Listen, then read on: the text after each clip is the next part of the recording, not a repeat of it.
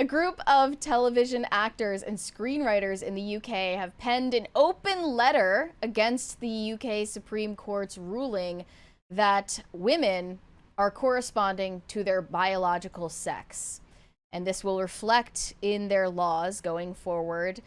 Men who identify as trans women are not going to be welcome in spaces that are explicitly for women, biological females.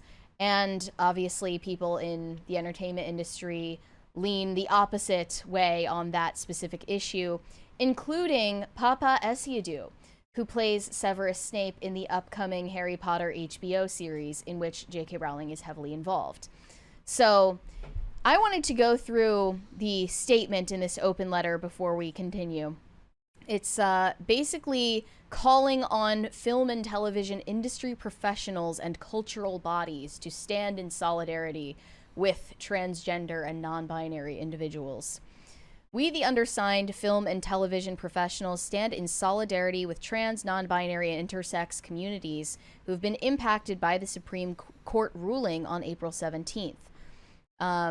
We call upon members of our industry and cultural bodies to join us. The Supreme Court's ruling that under the Equality Act, woman is defined by biological sex states that the concept of sex is binary. A person is either a man or a woman. We believe the ruling undermines the lived reality and threatens the safety of trans, non-binary, and intersex people living in the UK.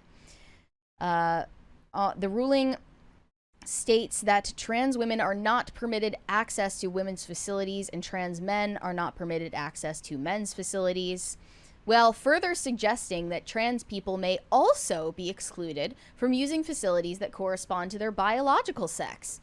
That part isn't true. They just made that up. We believe this guidance exposes trans people to embarrassment and harassment and excludes them from participation in public life. So Embarrassment, no one cares how you feel. Harassment, that's already a crime. So if someone is harassing you, that's the crime. I'll skip some of the fluff here. The UK film and television industry is at the forefront of cultural change. Keep that in mind. They know the type of power they have over the mind of the public. In recent years, we have come together in response to the Me Too and Black Lives Matter movements to reflect upon our working practices and uplift a broad spectrum of voices in our society. We must now urgently work to ensure that our trans, non-binary, and intersex colleagues, collaborators, and audiences are protected from discrimination and harassment in all areas of the industry, whether on set, in a production office, or at a cinema. Film and television are powerful tools for empathy and education, and we believe passionately in the ability of the screen to change hearts and minds. This is our opportunity to be on the right side of history. So this was started by Sid Strickland, a development producer at, where is that? Motive Pictures, and script editor Jack Casey. But they have gotten a lot of big names to sign on to this letter, including Bella Ramsey, Harris Dickinson, Nicola Coughlan, Emma Watson, Eddie Redmayne, Emma Darcy, Paapa Essiedu as well, Haley Atwell, Neve Campbell, all the Emma Harry Corrin. Potter cast. Yep, Ncuti Gatwa as well, of Doctor Who fame. And the list goes on, but they also listed Joe Alwyn, which I thought was funny. And clearly, Paapa Essiedu choosing to sign his name on this petition is a targeted response to J.K. Rowling's activism on this front and her publicly celebrating the Supreme Court ruling. He is clearly taking a public stand against her ideologically. And I think it takes a lot of hubris to do so when she is so heavily involved in the project over at HBO and has the power, I would say, to take him off the series if she please. How much is she actually even talking? Does she even have time to talk about Harry Potter when she's busy talking about the political things that interest her? I don't know how heavily involved she is over there. Even if she's not heavily involved, they clearly think it's a good idea for the public to think she is. Yeah. And I don't know why, because she's not super popular as an individual, but they do want the public to know, maybe by her own request, that she is heavily involved. And I just think he's kind of put himself in a lose-lose situation because people are either going to be mad at him for his views on the trans issue, which are insane, or they're going to be mad at him for working on a project that enriches J.K. Rowling. You cannot win with the people on your ideological side. And he's already gotten responses from people who are calling him a hypocrite for this. Somebody He said, I mean, not helping her make a ton of money would be better. right. Another one said, if he truly cared about trans rights, he would have turned down the role that will make J.K. Rowling even more money. Did he know who J.K. Rowling was before signing on to Harry Potter series, or he just doesn't care? This is not the win people think it is, and if he stood in solidarity with the trans community, he wouldn't be a part of this show. No. You guys aren't thinking ahead. If you're thinking ahead, what it is that his casting has singularly been the most controversial thing about this series and caused a lot of people to say that they probably won't watch because they don't think it's right that they did a race-swapped version of Snape. So maybe he's a double agent sent on the inside to stop this show from doing well so that she'll actually make less money. Yeah, I mean, that's kind of not too far out there. I mean, I think that it's possible. Plus, he knows. not only does he get to stop her from making more money, but he gets paid as well. So it seems like a win-win for him. Yeah, so the people who are generally sympathetic to J.K. Rowling's views on this issue in particular have already been driven away from watching the series because of the blatant race swap that no one wanted, no one asked for. And then all of the crazy pro-trans ally people have already decided to boycott it. So your next best bet is, of course, the people in the middle who aren't aware of J.K. Rowling's views and don't care about these issues, which are chronically online. And I think there are still going to be millions of people who are willing to watch the show and give it a chance because they don't pay attention to these discourses. But I think that J.K. Rowling's views on the transgender community will hurt the show less than race swapping a very, very popular character.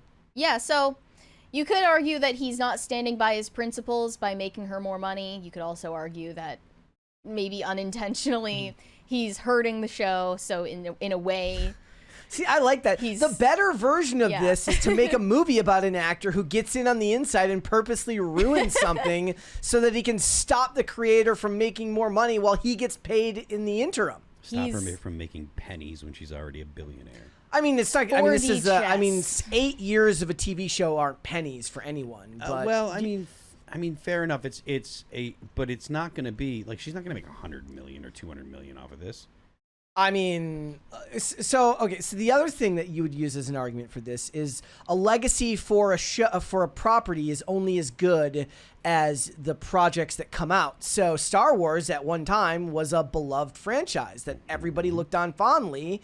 Well, now what do people think of when they think of Star Wars? They think about, man, it was better back in the day, and it's ruined now. Yeah. So if he's like, look, I'm going to help take down the Harry Potter legacy from the inside by poisoning people's opinions of the latest adaptation of this series. Arguably, he's part of something that could be make or break for this property down the line if it went badly enough. I just don't think that this one particular reboot is actually going to generate enough profit for J.K. Rowling to really matter. Maybe it's not about money. Maybe it's about legacy. Well, maybe. I mean, she's already got the money. Maybe her legacy matters more to her than her. Well, I mean, to her, fair enough. But I think that her legacy is already kind of fairly safe as the creator of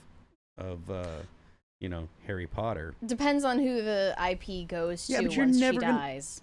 You're never gonna make the crazy trans people and the crazy LGBT people. You're never gonna make them happy. Mm-hmm. So, and she's already damaged her own legacy with the spin-offs that aren't really all that well liked. So you mean Fantastic Beasts? Yeah, Fantastic Beasts aren't really looked at fondly. And then the stage plays that already race swapped, like Hermione and other characters. No, you'll never take away the success of what the original was. Dumbledore being a gay icon. Yep. But she was there's all fine with all that stuff, right? None of this is make or break for her. No. Her bank statements are doing just fine. An insider with working knowledge of the Harry Potter series tells Daily Mail that J.K. Rowling will not be bothered one bit by Paapa Essiedu's decision and wouldn't dream of intervening to get him sacked, despite being heavily involved in the project. They say she won't care at all. She knows how powerful Harry Potter is, and it's bigger than its cast. She knows she's going to come against criticism, but she's now uncancelable. For her, it's business as usual, which is to continue to build the Harry Potter brand while supporting women's rights. I mean, look, the position that J.K. Rowling has taken on trans people, that is the majority opinion. Most people don't, as much as the activists are loud, most people don't agree with the activists. Yeah, they frame her as some kind of extremist, but she has said many times that she actually supports, like, people who are over 18, people who are legally adults transitioning if they so choose to. I think that's a stupid point of view. I think it doesn't really address the whole... I don't think it addresses the falsehood of transgenderism as an ideology to say that you're okay with it as long as it's adults doing it. And it also doesn't address the true motives of the adults who are transitioning, because it is intended as a way to control people, control their language and their behavior. And legislation.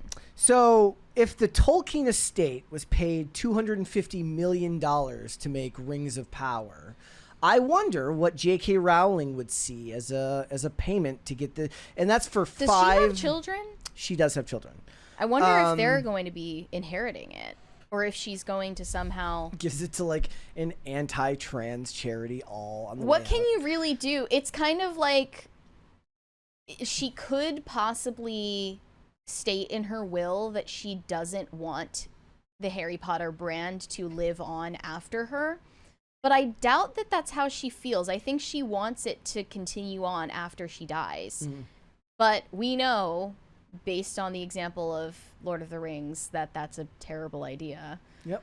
I just wonder. I would like to know what she's gonna make, for what she stands to make. So if Rings of Power was guaranteed 5 seasons and the estate was paid $250 million, what do you get for 7 to 8 seasons of a Harry Potter series, given the fact that she was already in business with Warner Brothers, which is different than what happened when Amazon went and bought the rights to, what was it, like the Silmarillion or whatever, to create Rings of Power. It's a whole thing, and it's interesting. Obviously, I agree. Her legacy won't be damaged in any way, but I don't believe for a second that somebody like really, really die hard with their beliefs could be like, I could help ruin it. I don't think that's what's going on here. I think that there's just some cognitive dissonance. Or is it just simply like you can work with people you disagree with? Maybe he's just supremely rational and he's like, look, I disagree with her, but that's a big paycheck. Thanks for watching. Listen to full episodes of Pop Culture Crisis on Spotify. Keep up with us on social media and make sure you subscribe and ring that bell so you never miss the show. Bye, guys.